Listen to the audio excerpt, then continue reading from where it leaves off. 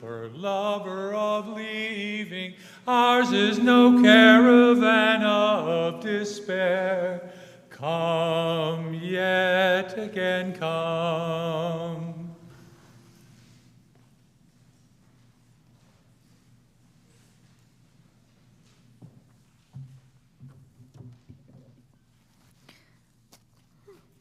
Good morning. I'm Maria Mongia, a member of UUMAN Youth. On behalf of Reverend Dave Dunn, who is away from the pulpit during the summer, our music director, Alex Peach, the worship team, and the dedicated technical team that makes today's live stream possible, I welcome you to the Unitarian Universalist Metro Atlanta North Congregation, which we lovingly call UUMAN. UUMAN sits on the ancestral land of the Muskogee Creek and Cherokee. We are a liberal faith community grounded in different beliefs, and our mission is to nurture our spirit, strive for justice, and transform the world. UUMAN is also a member congregation of the Unitarian Universalist Association. No matter who you are, who you love, or where you are on your spiritual journey, you are welcome here.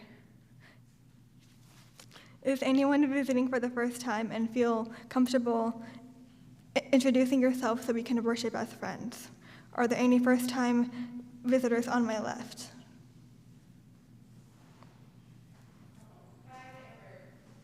Hi. That's it.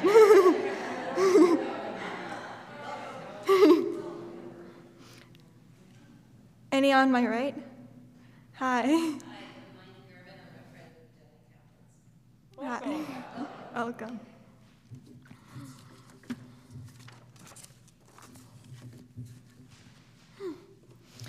UUMAN is beginning a new year. The process of returning to in-person services continues.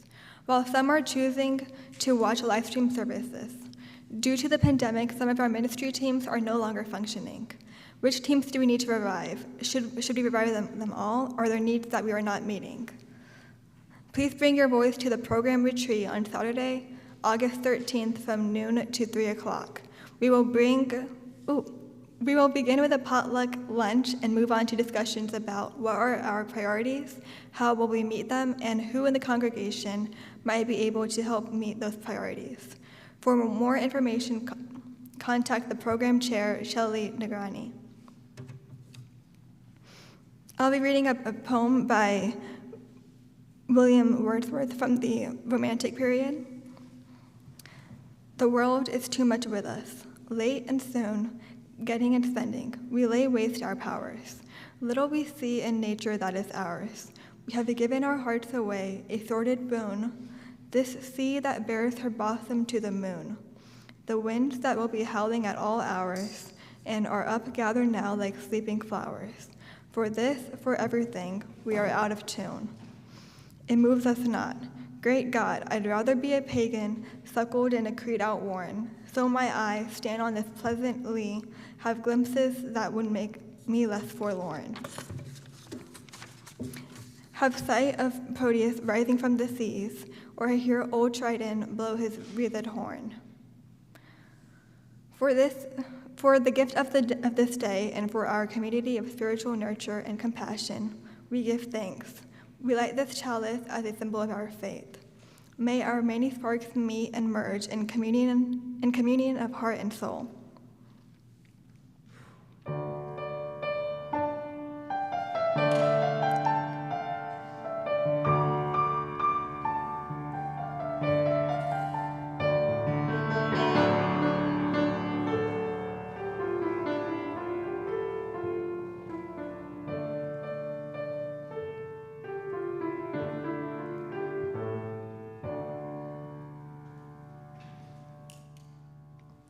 Now is the time in the service where the love that binds us together is spoken aloud. If you are so moved, please come forward, drop a pebble in the bowl, and tell us your joy or sorrow while wearing your mask. For those of you attending via our live stream, please type your joy or sorrow in the chat.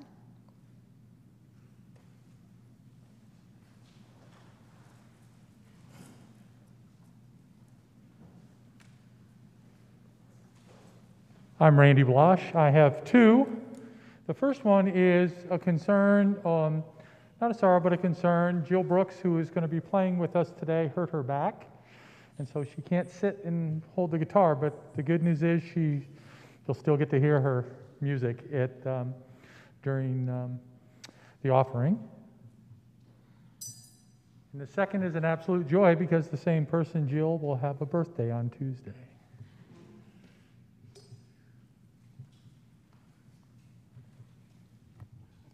My name is Susan Wilson, and I have some sad news to share. Mary McGrath's husband, Ted Jones, has taken a turn for the worse, and he's in hospice now. Mary says if you want to email her or send a card, that would be fine, but please don't call her at this time.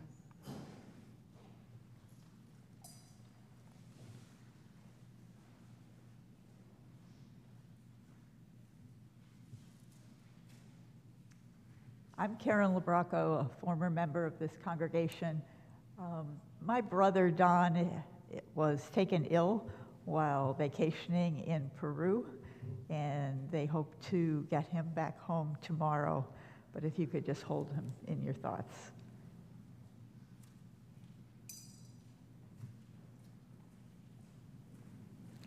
Hi, I'm Miriam Patanian, and I'm sharing a concern today for my brother-in-law, Wayne Patanian. He has been suffering for a long time from unexplained severe pain in his arms and legs. It was finally diagnosed. It's a really long named condition. It's CIPD for short. And he is glad that it's been diagnosed, but it's been a really, really hard journey for him. And he's back in the hospital with some more pain that they haven't been able to control yet.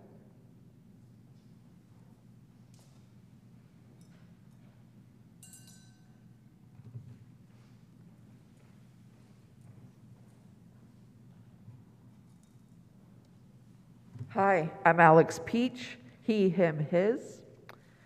I attended virtually the AUM conference this week, and what it stands for is the Association of Unitarian Universalist Music Ministry. And boy, oh boy, was it just filled with awesome, awesome, awesome things. There's a service going on simultaneously as I'm speaking. There's just so information, and the celebration really is that the UUA and the AUM are starting to build even a bigger, tighter relationship and work together. So that's very exciting, and I heard from Randy at GA that there was a huge difference with a symphony that was going on and everything, so that was thanks to their building their relationship. So if you want to talk about it or have any questions and find out what's going on with the music ministry, come and talk to me afterwards. And thank you very much, UUMAN, for making that possible for me to experience.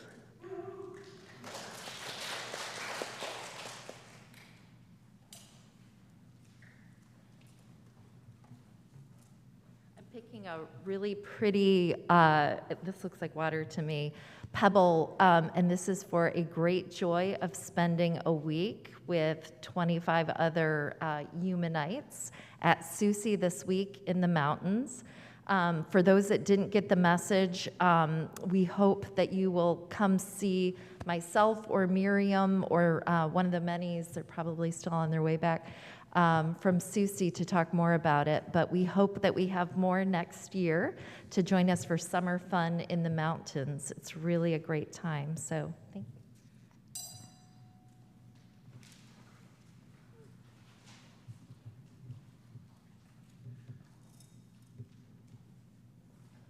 My name is Bob Pop, and longtime member. This is a pebble of joy for the fact that Karen and Bernie Labraco are here today. This lady right here, Karen, was our DRE when we joined in the mid-1990s, and it was a joy to have her as a DRE, and I hope that she'll get to meet our new DRE who started just recently. So hopefully you all get a chance to talk to Bernie and Karen. But thank you for coming back to us. Thank you.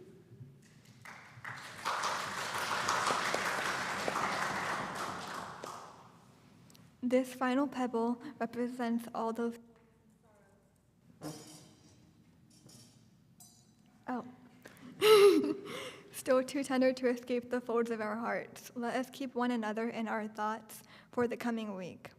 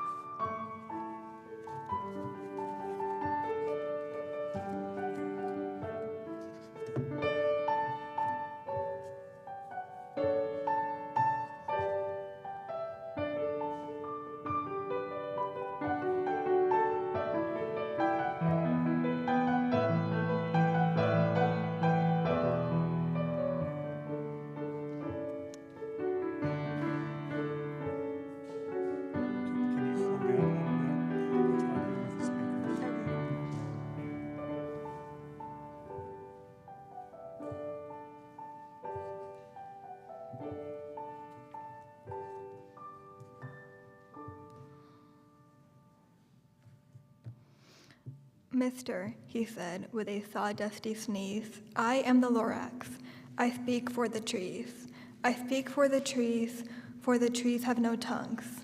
And I'm asking you, sir, at the top of my lungs. He was very upset as he shouted and puffed, what's that thing you've made out of my trifella tuft? Lorax, Lorax, I said. There's no cause for alarm. I chopped just one tree. I am doing no harm.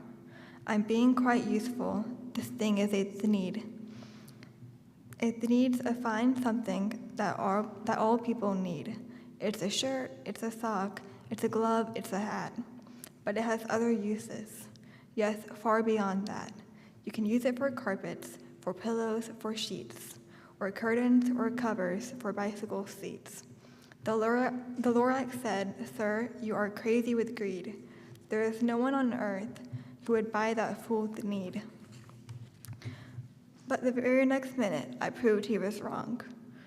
For just at that moment, a chap came along, and he thought that the need I had knitted was great. He happily bought it for $3.98. I laughed at the Lorax, you poor, stupid guy. You never can tell what some people will buy.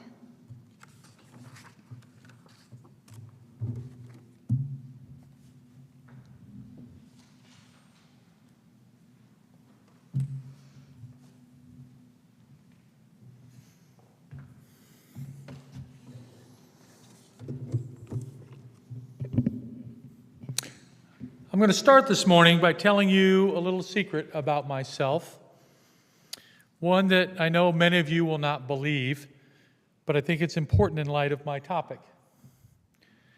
Despite what you may outwardly see or have experienced, I am an extremely shy person. I was expecting that. If I have a choice of going to a gathering with everyone I love in the most beautiful setting in the world, with the finest food and the most amazing music, or sitting at home with the dog watching Aerial America for the 47th time on Smithsonian Channel, I will choose home every time, unless I force myself, which I generally have to do in these situations. And while there are people who I am very close to, who I will share my space with, being alone is my preferred space. As a child, when I was put in new situations, I would not talk. Or if I did, I would babble on, not knowing what to say until I retreated back into my shell and blended in the background. So it should not be, with these facts in mind, surprising to learn that when I was young, on hot summer days growing up in the Midwest, my mother, like all mothers in the 60s, would look at me reading my book or playing with my toys and tell me to go outside and don't come back until dinner time. Often she would send me out with a brown paper bag with a sandwich and some chips, knowing I would find a garden hose somewhere to get water, and push me out the door. If my friend David Green was around, we might get together and play for a bit, and then we'd try to sneak into one another's air-conditioned houses, only to be found out and thrown out by the respective mother. Then one of us would have an appointment or something, and we'd separate, and I would retreat to the one place I felt most at home, most special, and most comfortable: a tree.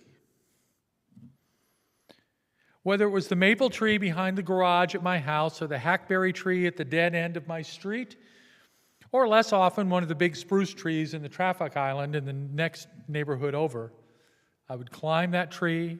I would spend what seemed like hours. I would put my lunch bag in my teeth as I climbed, get to my favorite spot, that one that fit me just right, and would park myself, and I would talk to the trees. And here's the fascinating part: they would talk right back. Now, one thing that was always on my report cards, especially through elementary school, was the phrase, "Randy certainly has a vivid imagination." And that continues to this day. And so, thinking back to my conversations with trees, I chalked it up to my vivid imagination. After all, trees don't talk. I mean, even my most trusted philosopher, Dr. Seuss, says it right in this book that we just heard from. The trees have no voices. It's not like the Ents in the Lord of the Rings movie. They just don't pull up roots and wander around and talk, do they? I mean, trees are as different from humans as it gets, aren't they? In the foreword to The Hidden Life of Trees, written by German forester and philosopher Peter Wohlleben, Australian conservationist Tim Flannery writes this: "But the most astonishing thing about trees is how social they are. The trees in a forest care for each other, sometimes even going so far as to nourish the stump of a felled tree for centuries after it was cut down, by feeding it sugars and nutrients, and so keeping it alive. Only some stumps are thus nourished. Perhaps they are the parents of trees that make up the forest today. A tree's most important means of staying connected to other trees is and in quotes he says, the wood wide web of soil fungi that connects vegetation in an intimate network that allows the sharing of an enormous amount of information and goods. Scientific research aimed at understanding the astonishing abilities of this partnership between fungi and plant has only just begun. The reason trees share food and communicate is that they need each other. They need each other. Trees are a community. They care for each other, some more than others, but they care for each other, and on top of that, they communicate. They talk to each other through electrical impulses. They are known to warn each other of danger from animals or insects through scent, and they attract bees and the like through their bright colored blossoms. Spring in Georgia is not just for our visual pleasure. It's the trees talking to each other and inviting guests to come visit them.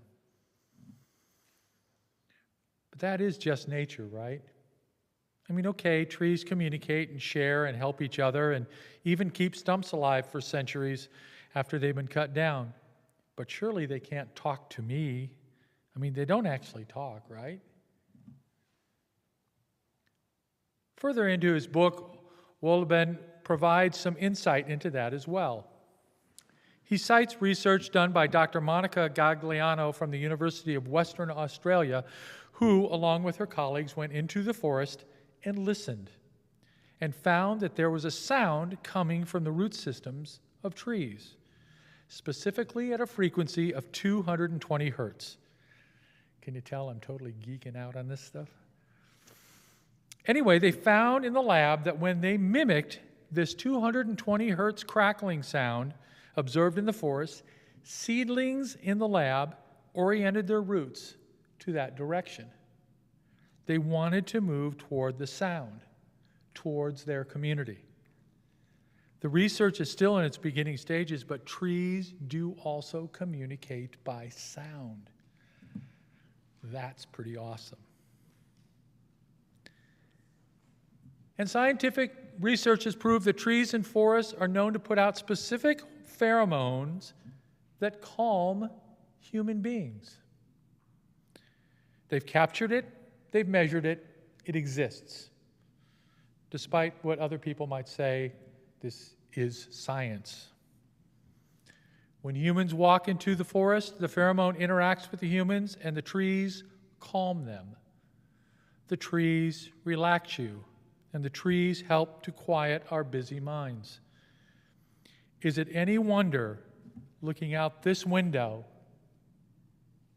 that we find peace in this space? And despite our need to cut them for wood, for our homes and paper towels and toilet tissue, they still welcome us into their world and say, "Come, be quiet with us, be part of our community." Science tells us they communicate. Science tells us they communicate with us humans specifically, but can humans actually speak with the trees? Is that possible? Or am I mad as a hatter? So help me figure this out. Let's do a quick, non-scientific experiment right here, right now. As you're comfortable, I ask you to close your eyes and take a deep breath. And I ask you to think about someone who is dear to you. They can still be with us or passed on, but I want you to think about them. Can you see them? Can you hear them? If you remember that one thing they said that sticks in your mind, do you hear their voice?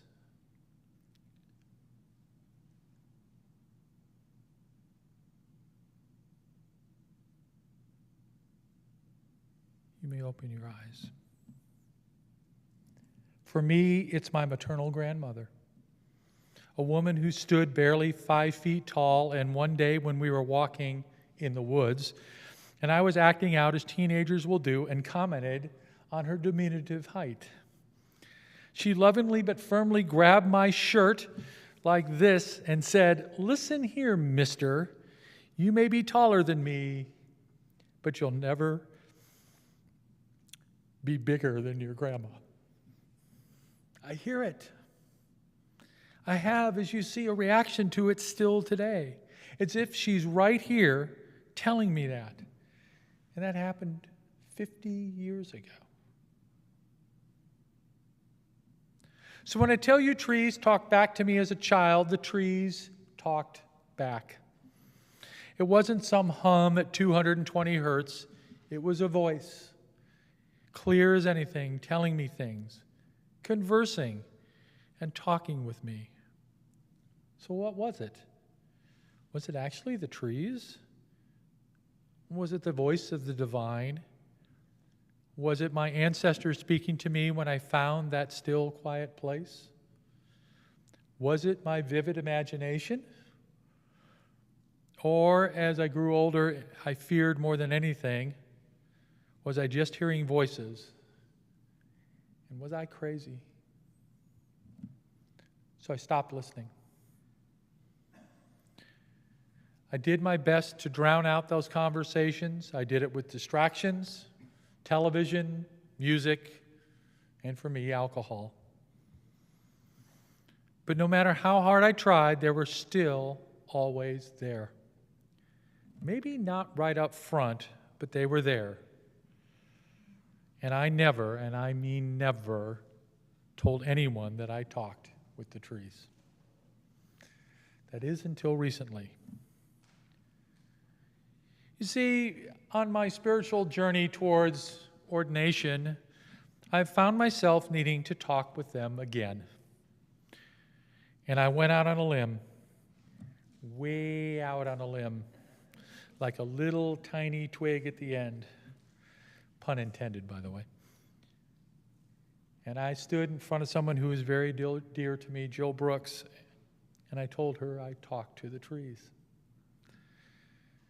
You want to talk about a statement that could end a relationship really, really fast? But rather than being brushed aside and ghosted, I was accepted, and questions came enthusiastically flooding forth, such as, what do they sound like? What do they say? Can I talk to the trees? Why didn't you tell me? What are they saying? It was one of the most special things that ever happened to me. Now, I am far from an expert on trees. I can tell an oak from a maple.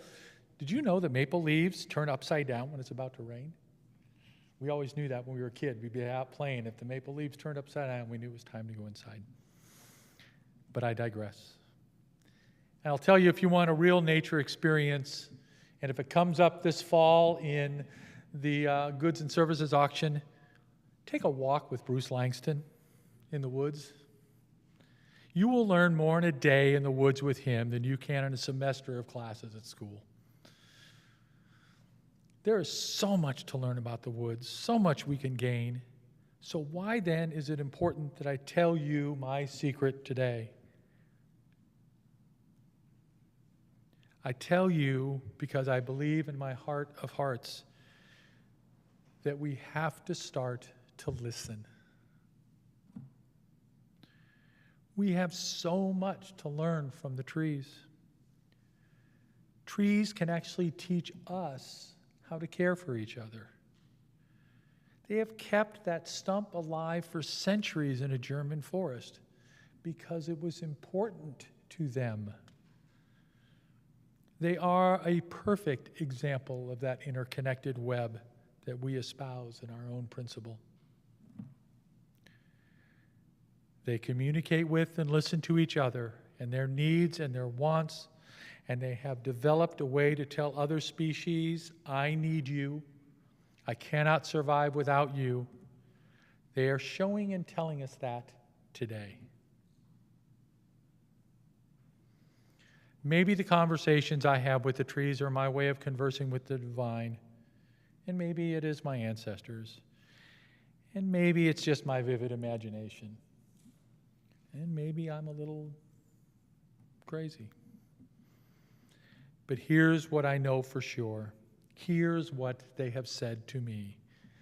They are here for us.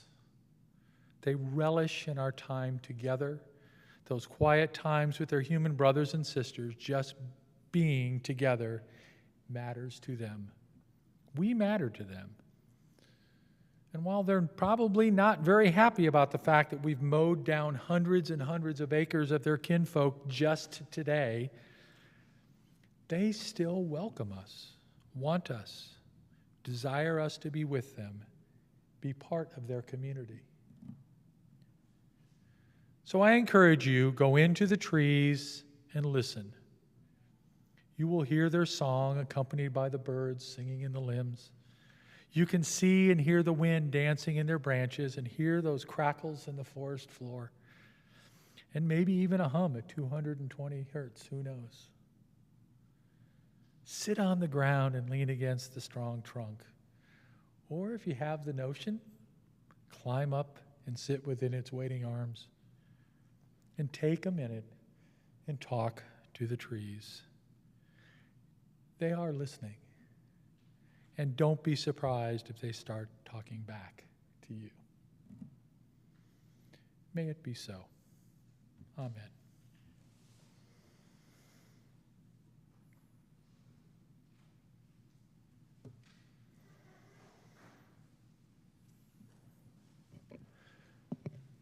To further the mission and goals of this congregation, we ask for the time and talents and treasures of this congregation. This morning's offering will now be received.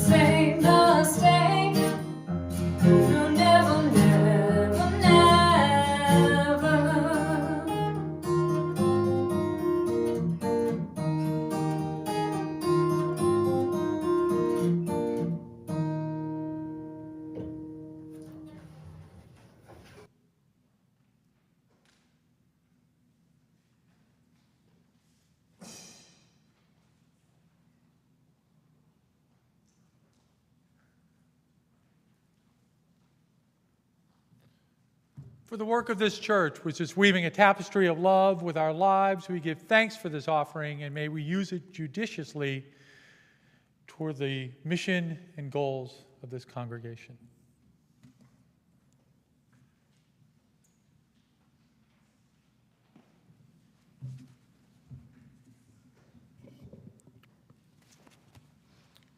We extinguish this flame, but not the light of truth, the warmth of community, or the fire of commitment. These we carry in our hearts until we are together again.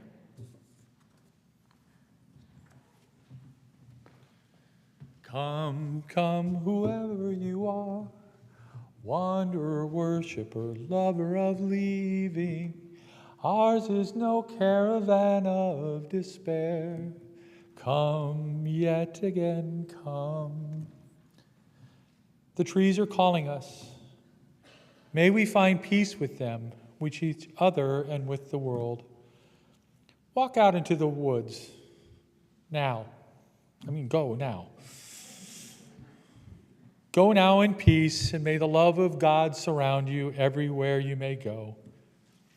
Our time here together is ended today, but our service to each other and to the world has just begun.